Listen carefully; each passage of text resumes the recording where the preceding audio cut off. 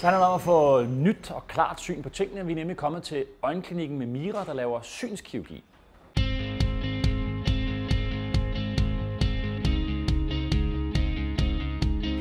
Så vi kommer ind her, hvor man dels sidder inden man skal ind og opereres, og også kommer ind efter man er blevet opereret.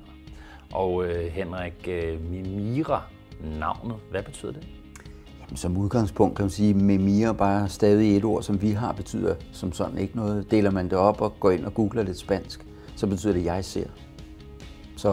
Og det er jo egentlig meget godt for et firma, som har med synskirurgi at gøre, ikke? Og historien bag virksomheden med Mira, hvad er den? Jamen, det går tilbage til en nordmand, der startede norsk synskirurgi i 1990. Så involverede han en svensker, og så var der også en i Danmark, der havde noget, der hed Godt Syn. Og på et tidspunkt sagde de, at vi skal finde ud af noget. Og så kom Mira på banen, og har været her siden. I Danmark er vi 7 klinikker, og der er knap 50 klinikker alt i Norden. De folk, der typisk kommer ind og blandt andet sidder i det her rum, hvad er det for nogle behandlinger, de får lavet?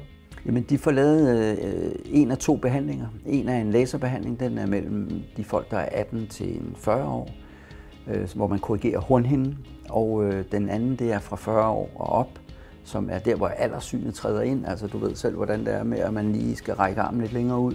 Og der får man skiftet linsen. Så det er de 2 behandlingsformer, der er. Og faktisk kan man sige, at der er en 3. behandlingsform, og det er ingen behandling. Vi er desværre nødt til at afvise over 25%, hvilket jeg synes blot giver en sikkerhed for dem, der kommer ind, at når vi kan hjælpe, så hjælper vi.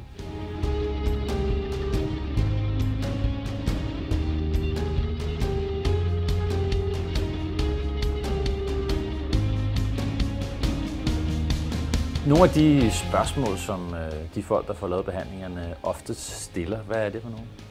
Jamen, meget går jo på, at jeg kan ikke hjælpes, og så må man gå ind og spørge, hvad er det, du ikke kan hjælpes med? Og når man så først begynder at tale om, hvad er det for en behandlingsform, så er det jo, jamen, kan jeg miste synet? Altså, det er jo den klassiske, og ikke sagt negativ, fordi man skal have dyb respekt for sine øjne, det er vores ypperste sans. Så den der med, kan jeg blive blind, eller kan mit øje frastøde den nye linse?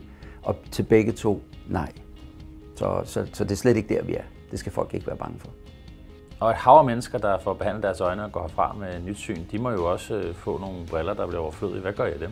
Vi har nogle kontakter både i Peru og på Filippinerne.